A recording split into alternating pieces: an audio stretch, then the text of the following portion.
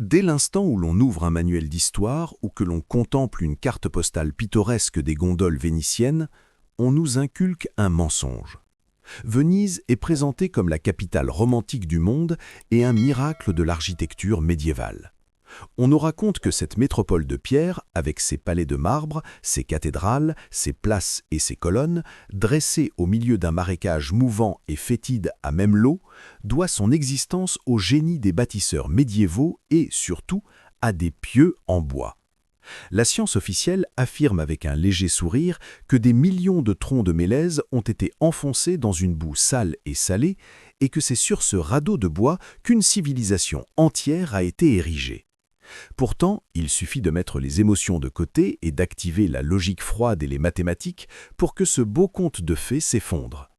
Les historiens insistent sur le fait que les pieux ne se sont pas décomposés depuis 1000 ans, car ils se trouvent dans un environnement sans oxygène et se seraient pétrifiés. N'importe quel ingénieur, biologiste ou même quiconque a déjà construit une simple clôture vous dira que le bois dans l'eau est une matière organique et que l'organique se décompose inévitablement. L'eau salée, les bactéries et les micro-organismes ne reconnaissent pas les décrets des historiens. Même si nous admettons un instant ce mythe absurde du mélèze éternel, une question se pose qui pulvérise littéralement la chronologie officielle, la question des ressources et de la logistique. Prenons l'exemple d'un seul édifice, la basilique Santa Maria della Salute. Les sources officielles indiquent sans sourciller que 1 156 657 pieux en bois ont été enfoncés pour les fondations de cette église. Réfléchissez à ce chiffre, plus d'1 million de troncs. Ce n'est pas seulement du bois, c'est une forêt entière. Pour obtenir une telle quantité de bois d'œuvre, il aurait fallu détruire d'immenses massifs forestiers. Si l'on considère qu'un hectare compte environ 300 à 400 arbres adultes aptes à la construction, il aurait fallu raser une forêt de près de 3000 hectares pour les fondations d'une seule et unique église. Multipliez maintenant ce chiffre par l'ensemble de Venise. Des centaines de palais, des milliers de maisons, des quais et des ponts. Où cette forêt a-t-elle poussé? On nous raconte qu'elle venait de loin, des Alpes, de Slovénie, de Croatie. Imaginez maintenant la logistique du Moyen-Âge, sans chemin de fer, sans camions, sans grues modernes. Comment acheminer des millions de tonnes de bois par des routes de montagne jusqu'à la mer avec des charrettes primitives? Chaque cheval ne pouvait tirer qu'un poids limité. Il aurait fallu des milliers, des dizaines de milliers de chevaux. Comment les entretenir et qui a organisé cette opération sans précédent dont la complexité est comparable à celle d'une multinationale moderne? On veut nous faire croire que tout cela a été accompli par des gens à moitié illettrés fuyant les barbares. Ce n'est plus de la construction, c'est un suicide logistique. Le problème du transport semble dérisoire face à la technologie de l'enfoncement des pieux. Aujourd'hui, on utilise de gigantesques marteaux diesel. Comment faisait-on à l'époque? Manuellement, avec une sonnette de battage, selon la version officielle. Faisons le calcul. Pour enfoncer manuellement un seul pieu dans un seul visqueux à la profondeur requise, une équipe d'hommes robustes a besoin d'au moins 1 heure, voire plus, compte tenu de la résistance du sol et de la nécessité d'alignement. Une journée compte 24 heures. Même en travaillant 24 heures sur 24, sans pause pour dormir ou manger, une équipe n'enfoncerait pas plus de 24 pieux. Pour les fondations d'une seule église nécessitant plus d'1 million de pieux, il faudrait plus de 114 ans de travail continu à une seule équipe. 114 ans rien que pour les fondations. Bien sûr, des milliers d'équipes y travaillaient. Mais où vivaient-elles? Sur des radeaux? Où faisaient-elles leurs besoins? Comment se procuraient-elles de la nourriture? Venise est une ville qui, selon la rigueur mathématique, n'a pu être construite avec les méthodes et dans les délais qu'on nous présente. On tente de nous convaincre que des réfugiés de l'Empire romain, fuyant les Huns, se sont précipités dans un marécage et ont érigé là, par désespoir, une métropole de marbre qui tient depuis 1000 ans. Cette affirmation ne résiste absolument pas à la critique. Une question fondamentale surgit. Pourquoi construire dans un marécage? Pourquoi s'imposer des difficultés insurmontables alors qu'il y a de la terre ferme à côté? Construire sur l'eau coûte des dizaines, voire des centaines de fois plus cher. C'est un suicide économique. Aucun dirigeant sensé n'aurait dépensé des ressources colossales pour créer une île artificielle à moins de disposer de technologies permettant de le faire rapidement et à moindre coût. Peut-être les pieux n'ont-ils pas toujours été là? Ou plus curieusement, ne s'agit-il pas du tout de bois? Des analyses indépendantes récentes, menées sur certaines bases de bâtiments, ont révélé une structure de matériaux étrange. Ça n'est pas tout à fait du bois, ni tout à fait de la pierre. Le matériau rappelle le béton géopolymère que les civilisations anciennes savaient créer et dont le secret a été soit perdu, soit délibérément occulté. Pourtant, l'histoire officielle s'accroche à la version du Mélèze, comme à une boîte sauvetage. Admettre que les fondations de Venise sont en pierre artificielle de haute technologie, ou le fruit d'une toute autre civilisation, ferait s'effondrer toute la chronologie officielle. Sur les vieilles gravures et cartes, Venise apparaît déjà totalement achevée. On n'y voit aucune représentation de chantiers gigantesques où des milliers d'hommes enfoncent des pieux. La ville semble simplement posée là, comme si elle avait surgi des eaux ou que l'eau l'avait rejointe plus tard. C'est ici que commence la partie la plus fascinante, une théorie que l'on redoute d'aborder dans les cercles académiques. Et si Venise n'avait pas été bâtie sur l'eau? Et s'il s'agissait d'une ville antédiluvienne située sur la terre ferme, mais qu'à la suite d'une catastrophe globale, le fameux déluge ou une puissante inondation de boue, le niveau de l'eau soit monté, dissimulant les premiers étages. Cette version explique instantanément toutes les incohérences, l'absence de forêts rasées, l'absence de millions d'ouvriers avec des marteaux et surtout ces portes étranges menant directement dans l'eau. Avez-vous déjà remarqué ces portes, des entrées luxueuses, à moitié immergées, auxquelles on ne peut accéder qu'en bateau? On nous dit « c'était prévu ainsi ». Sérieusement, une entrée principale où l'eau trouble claque et où les rats s'engouffrent? Les architectes du passé étaient des esthètes, ils bâtissaient selon le nombre d'or. Concevoir une porte d'honneur donnant sur l'eau est une absurdité qui prouve que le niveau de l'eau a changé et que la ville a sombré. Nous regardons Venise et voyons du romantisme, alors que nous devrions y voir une tragédie. Nous voyons les séquelles d'une catastrophe à l'échelle planétaire que l'on nous a cachée en inventant la fable des Italiens laborieux et du Mélèze magique. Mais ce n'est que la partie émergée de l'iceberg. Nous en sommes arrivés au point où le bon sens de l'ingénieur rejette le mythe officiel des pieux et de la logistique. Cela nous pousse à chercher la réponse à la question cruciale. Si Venise n'a pas été construite comme on nous le dit, que s'est-il réellement passé? La clé de l'énigme se trouve à la surface, ou plutôt au niveau de l'eau. Observez attentivement n'importe quel palais vénitien. Que voyez-vous? Vous voyez des canaux. On nous explique qu'il s'agit d'un système de rues unique. Mais regardez de plus près. Sous le niveau actuel de l'eau, on devine des arches, des ouvertures de fenêtres et, plus important encore, des portes d'apparat somptueuses. Pourquoi construire une demeure dont l'entrée principale n'est pas sur la terre ferme, mais à moitié plongée dans une eau trouble et sale? Cette entrée est inutilisable. L'on y clapote, l'humidité s'y infiltre, et pour tout dire, cela ne correspond ni à une idée de confort, ni au niveau d'architecture exceptionnel de ces bâtiments. Si cela avait été conçu comme une façade aquatique, l'entrée se situerait aux étages supérieurs, avec de magnifiques embarcadères protégés. Or, nous voyons des portes monumentales, de palais, manifestement destinées à donner sur une place pavée ou une rue plane. Ces entrées inondées, tout comme les fenêtres à demi immergées des étages inférieurs, ne sont pas des fantaisies architecturales, mais des témoins muets d'une catastrophe globale. Elles crient que le niveau du sol était autrefois plus bas et que cette ville se trouvait sur la terre ferme. Les canaux où glissent les gondoles ne sont pas des artères aquatiques creusées par l'homme dans un marécage. Il s'agit très probablement d'anciennes rues, places et avenues. La ville a été bâtie comme une métropole terrestre ordinaire, puis a été frappée par un désastre qui a fait monter le niveau de l'eau de manière brutale et significative. Imaginez un cataclysme colossal, survenu il y a peut-être quelques siècles, affectant toute la planète. Les sources évoquent le grand déluge, mais la thèse d'une inondation de boue ou d'une variation catastrophique et soudaine du niveau des océans est plus probable. À la suite de cet événement, les niveaux inférieurs des villes du monde entier ont été ensevelis sous une couche de sédiments, ou, comme à Venise, inondés. Cette théorie explique pourquoi Venise ne possède aucun véritable système d'égout fonctionnel, en dehors de la lagune elle-même.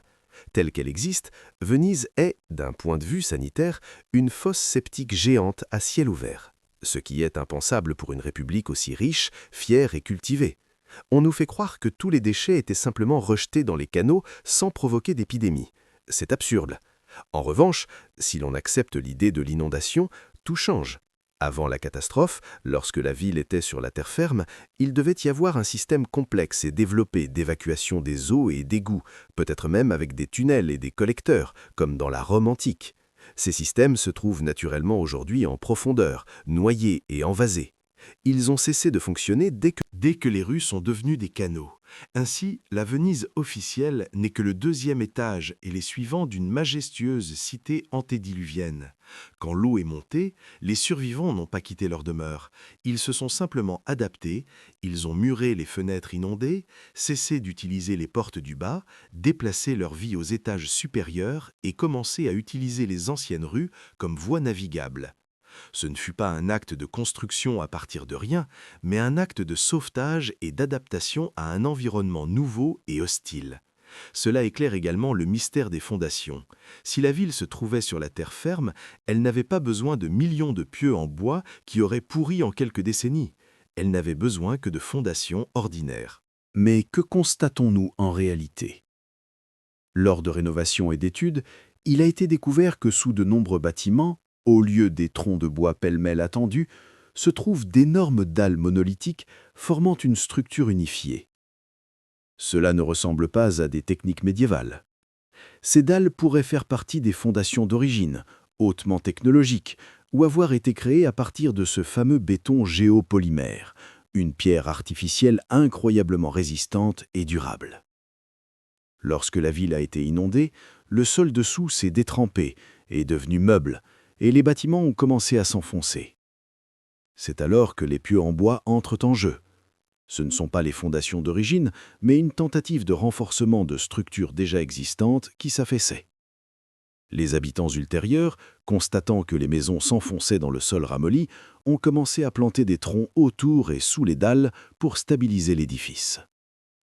Ces pieux sont devenus des béquilles pour un géant moribond, et les nouveaux maîtres, qui ont réécrit l'histoire, ont simplement décrété que ces béquilles étaient la base de la ville, occultant ainsi ses origines véritables et ses technologies. La version officielle repose sur deux piliers, les pieux béquilles et la légende des réfugiés capables d'un miracle logistique et technique sur un terrain vague. Or, ces anomalies architecturales, ces portes inondées et ces fondations étranges prouvent le contraire. Nous contemplons les ruines d'une civilisation qui surpassait la nôtre. S'ils pouvaient bâtir sur des fondations solides et technologiques sur Terre, et que cette ville était incroyablement complexe dans son infrastructure interne, cela signifie que ses habitants possédaient des connaissances qui nous sont aujourd'hui inaccessibles. Ce qui nous mène à une question plus intrigante encore. Quelles technologies utilisaient-ils et comment parvenaient-ils à ériger de tels monuments? Et pourquoi ces savoirs ont-ils été effacés des mémoires? Nous avons établi que Venise n'a pas pu être construite comme on nous le dit, et qu'il existe des preuves probantes de son inondation. Il nous faut maintenant comprendre sur quoi repose réellement cette ville, si ce n'est sur des millions de pieux en bois pourri. Tandis que la science officielle se focalise sur le récit héroïque des planteurs de pieux, elle néglige ou ignore volontairement des faits bien plus importants et mystérieux concernant les fondations de Venise. Sous de nombreux édifices, surtout les plus anciens et monumentaux, on ne trouve pas un amoncellement de troncs épars, mais quelque chose de tout à fait différent. Des dalles monolithiques et des blocs de taille gigantesque dont la structure et la solidité ne correspondent pas au niveau de développement médiéval. Ces dalles ne sont pas parfois de la pierre naturelle, mais un matériau artificiel. Il s'agirait de béton géopolymère, une composition cimentaire de haute technologie que les civilisations antiques, comme les Romains ou même des cultures plus anciennes, savaient élaborer. Ce béton possède une longévité incroyable. Il peut durcir même sous l'eau et résister à l'agressivité du milieu salin pendant des millénaires. Si les bâtisseurs de Venise au XIe siècle possédaient vraiment le secret du béton géopolymère, pourquoi auraient-ils eu besoin de pieux en bois qui, comparés à ce matériau, ressemblent à de vulgaires cure-dents? La réponse est simple, ils n'en avaient pas besoin. Il est fort probable que la ville d'origine ait été érigée sur des fondations robustes et technologiquement avancées, peut-être sur des dalles de ce super béton antique. Ce n'est qu'une fois la ville inondée, quand ses fondations ont commencé à s'enfoncer dans le sol détrempé, que les habitants ultérieurs ont commencé à planter des pieux en bois pour tenter de stabiliser les bâtiments qui menaçaient de s'écrouler. Ainsi, les pieux ne sont pas la base, mais une simple tentative de réparation. Mais le mystère ne s'arrête pas aux fondations. Regardez le matériau de construction de la partie émergée. Venise est entièrement bâtie en pierre d'Istrie, un calcaire dense et lourd à faible absorption d'eau, ce qui est crucial en milieu lagunaire. Et là encore, nous faisons face à un cauchemar logistique. Cette pierre était extraite sur la péninsule d'Istrie, actuelle Croatie, et transportée à travers toute la mer Adriatique. On parle de millions de tonnes de pierre. Comment, au Moyen Âge, avec de petits navires en bois, a-t-on pu transporter une cargaison aussi colossale? Il était impossible de charger des blocs et des colonnes de plusieurs tonnes sur des voiliers sans risquer de les faire chavirer ou couler. Cela aurait nécessité une flotte dont l'ampleur et la capacité de charge auraient surpassé toute la marine marchande européenne de l'époque. Pourtant, on ne nous présente aucun plan ni description crédible de ces opérations de transport gigantesques. Un tel transport de masse, ajouté à la complexité de l'enfoncement des pieux et à l'absence de forêt, nous amène à une conclusion choc. La ville a dû être bâtie soit sur le lieu même d'extraction de la pierre, soit par ceux qui possédaient des technologies permettant de déplacer des charges énormes avec une facilité déconcertante. S'agissait-il de connaissances sur la lévitation, ou alors les blocs n'étaient-ils pas transportés mais fabriqués sur place grâce au béton géopolymère? En d'autres termes, les bâtisseurs n'auraient pas traîné de la pierre taillée, mais l'auraient créée à partir de matériaux locaux via une formule chimique complexe. Enfin, une autre énigme majeure concerne les matériaux, les briques. Venise abonde en bâtiments de briques, outre le marbre. On nous dit qu'elles étaient cuites dans des fours. Pour produire une telle quantité de briques destinées à un mégapole, il fallait des fours géants capables de maintenir une température d'au moins 1000 degrés Celsius. Où se trouvaient ces fours dans une ville censée être bâtie sur un marécage instable fait de bois? Toute production massive de briques dégage de la fumée, de la suie et surtout représente un risque d'incendie énorme pour des constructions en bois. Il n'existe aucune preuve archéologique de tels centres de production massifs à Venise ou sur les îles voisines qui auraient pu fournir des milliards de briques à la ville. Pourtant, les briques vénitiennes résistent de façon phénoménale à l'eau salée, sans s'effriter au fil des siècles, alors que les briques modernes se dégradent bien plus vite dans ces conditions. Cela prouve que leur technologie de fabrication était soit unique, soit perdue. Nous, qui voyageons dans l'espace et créons des ordinateurs complexes, sommes incapables de reproduire une maçonnerie prétendument réalisée au XIe siècle. Nous ne savons pas fabriquer une brique capable de rester 500 ans dans l'eau salée sans se désagréger. Ce n'est pas seulement une histoire de construction, c'est le récit d'une régression technologique. Nous sommes des sauvages installés dans un palais de haute technologie abandonné et ne comprenant pas son fonctionnement. Nous inventons des fables absurdes sur des pieux magiques. Venise est la preuve physique d'une civilisation bien plus avancée qui nous a précédés et dont les savoirs ont péri dans une catastrophe planétaire. C'est ce niveau technologique perdu qui nous permet d'aborder la pièce suivante de notre puzzle. S'ils possédaient de tels matériaux, que se passait-il au cœur de leur puissance, le célèbre arsenal de Venise? Notre enquête démontrant que Venise n'est pas un miracle médiéval mais les ruines d'une civilisation antédiluvienne hautement développée, nous mène au centre névralgique du pouvoir et de l'industrie de l'ancienne République, l'arsenal de Venise. Officiellement, on nous dit que l'arsenal est la première manufacture industrielle de l'histoire, une sorte de Henry Ford médiéval où, grâce à une organisation géniale, les navires étaient mis à l'eau à une vitesse folle. Les légendes affirment que des milliers d'ouvriers y travaillaient et pouvaient assembler une galère de combat en une seule journée. Imaginez, un navire de guerre entièrement armé, équipé de voiles et de rames, construit au XVe ou XVIe siècle, ère du travail manuel et des outils rudimentaires, était assemblé en 24 heures. Aujourd'hui, même avec toutes les technologies modernes et des équipes qualifiées, mettre à l'eau un navire d'une telle complexité en une journée est quasiment impossible. Cela exige une coordination incroyable, une vitesse de traitement des matériaux surhumaine et surtout un niveau technologique qui, selon la chronologie officielle, ne devait apparaître que 400 ans plus tard. L'annonce de l'assemblage d'une galère par jour avec 16 000 ouvriers ressemble moins à un fait historique qu'à une légende propagandiste destinée à effrayer les ennemis et à exalter la puissance vénitienne. Mais et si la vérité était ailleurs, et que l'arsenal affichait réellement une telle productivité pour une toute autre raison? Une hypothèse suggère que l'arsenal n'était pas un site de construction, mais un... Cela transforme l'arsenal en manufacture primitive, en garage des dieux, une base de réparation pour des mécanismes dont les secrets leur échappaient, mais dont ils assuraient l'entretien. C'est ce niveau technologique perdu qui relie l'arsenal aux matériaux de construction évoqués plus haut. Nous avons déjà parlé de la robustesse phénoménale des briques vénitiennes, capables de résister des siècles dans l'eau salée. Une telle production de briques aurait nécessité des fours colossaux et un approvisionnement constant en argile et combustible. Où étaient ces fours? Ils auraient été une source de danger d'incendie permanente dans une cité médiévale. L'absence de preuves archéologiques de telles usines massives, alliée à la qualité incroyable de la brique elle-même, appuie la théorie selon laquelle les matériaux de construction n'étaient pas artisanaux, mais créés via des technologies industrielles perdues. Peut-être l'arsenal, ou ses environs, abritait-il non pas des chantiers navals, mais des ateliers industriels capables de produire des composants de galères et des blocs de construction. Mais le mystère de l'arsenal et des matériaux s'efface devant le secret le plus sombre et le moins discuté de Venise, l'énigme démographique. Après des épidémies dévastatrices comme la peste noire, l'Europe a perdu entre un tiers et la moitié de sa population. On s'attendrait logiquement à un déclin économique et architectural. Pourtant, dans la chronologie présentée, juste après les ravages du XVe siècle, commence l'essor de la Renaissance et surtout l'explosion de la construction à Venise exigeant des millions de bras. D'où sont brusquement sortis tous ces gens pour peupler ces cités désertes et accomplir des prouesses logistiques et techniques impensables. Ce paradoxe engendre l'hypothèse la plus choquante. Venise, comme d'autres villes d'Europe, a été peuplée après la catastrophe dans le cadre d'une réinitialisation globale.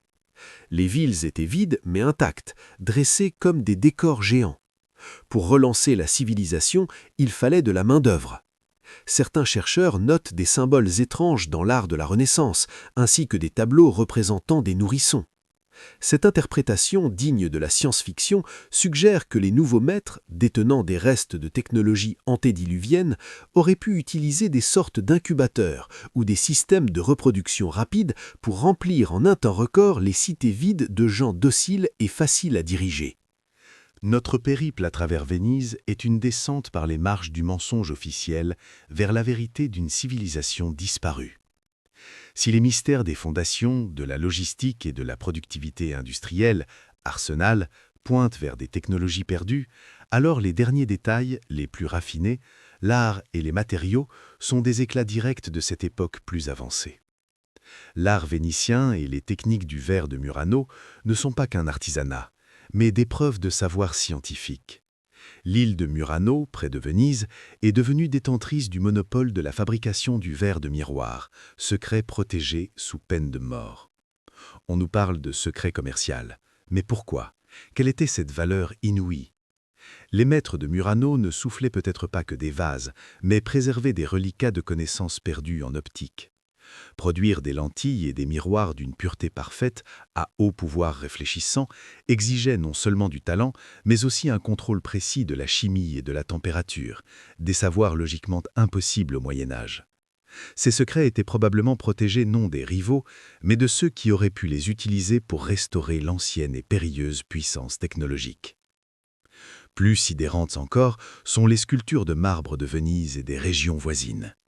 Prenez ces chefs-d'œuvre où le marbre ressemble à un voile d'une finesse et d'une transparence extrême couvrant le corps, ou bien où la pierre est travaillée en un filet minuscule et parfaitement régulier. Reproduire cela à la main, au ciseau et au maillet, est impossible. Tout sculpteur vous dira que le marbre est trop fragile pour un travail si délicat. Il éclaterait sous l'outil. Cela laisse supposer que ces œuvres n'ont pas été sculptées manuellement, mais via des méthodes automatisées de haute précision. Il pourrait s'agir d'usinage 3D piloté par un logiciel complexe ou, plus incroyable encore, de moulage de marbre. Admettre que ces chefs-d'œuvre résultent d'une machine ou d'un procédé de fonte inconnu balaie notre fierté quant au progrès technologique. Cela signifie que nous n'avons pas évolué, mais régressé vers un travail manuel primitif, tandis que nos prédécesseurs disposaient d'outils dont nous ne pouvons que rêver. Même la symbolique vénitienne cache des messages. Le lion ailé, symbole de Saint-Marc, n'est pas qu'un animal mythologique. En étudiant de près les sculptures antiques de lions, elles ont parfois une apparence biomécanique. Quant à l'alliage de certaines statues de bronze antiques, il présente une résistance et une homogénéité que seuls des fours à vacuum modernes pourraient produire. Cela montre à nouveau qu'il ne s'agit pas seulement d'art, mais d'artefacts d'une civilisation maniant librement le génie génétique. Chimères, dragons et griffons auraient pu être des espèces réelles avant la catastrophe, et la métallurgie de précision. Tous ces éclats de savoir, briques parfaites, arsenal ultra rapide, marbre vivant, mènent à la question la plus sombre. Pourquoi Venise coule-t-elle? La version officielle, invoquant le réchauffement climatique et l'affaissement du sol, est incomplète.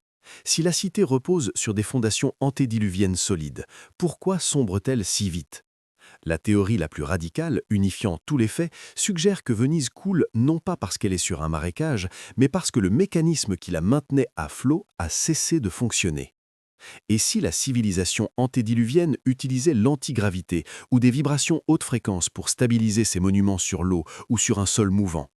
Ces pieux mystérieux pourraient être non des supports, mais des tiges de mise à la terre ou des électrodes d'une installation énergétique ou stabilisatrice géante. Lors de la catastrophe globale, déluge ou inversion des pôles, ce système est tombé en panne et la ville a commencé à s'enfoncer sous son propre poids. Venise coule car son système externe de survie est coupé. C'est là que réside le danger. Sous Venise se trouvent peut-être des vestiges d'installations de haute technologie. Cela explique l'interdiction stricte de plongée sous-marine profonde près de la ville. Tout plongeur s'aventurant trop bas pourrait découvrir que les murs s'enfoncent non pas de 2 ou 3 mètres, mais de dizaines, et qu'ils sont reliés à une infrastructure métallique ou de pierre complexe au fond de la lagune, sans rapport avec des pieux rudimentaires. On nous a dit que nous étions au sommet du progrès. Mais Venise est un affront physique à notre orgueil. Nous ne savons pas refaire la maçonnerie du XIe siècle, ni créer une brique tenant 500 ans dans l'eau salée. Nous sommes des sauvages vivant dans un palais technologique abandonné, inventant des fables pour expliquer ce que nous ne comprenons pas. Ne voyons pas seulement le romantisme de Venise, mais demandons-nous qui l'habitait. À qui appartient cette ville? Ils ont été effacés, et nous les avons remplacés, de petits êtres dociles à la mémoire courte. On nous a servi des contes sur les pieux et les réfugiés pour éviter la question. S'ils ont pu bâtir cela, qui a anéanti leur civilisation? La puissance derrière cette réinitialisation globale est toujours là. Elle nous observe, et Venise est son trophée qui s'efface lentement sous les eaux. L'histoire survit tant qu'on la raconte. Abonnez-vous, car la suite dépasse tout ce que vous avez entendu jusqu'ici.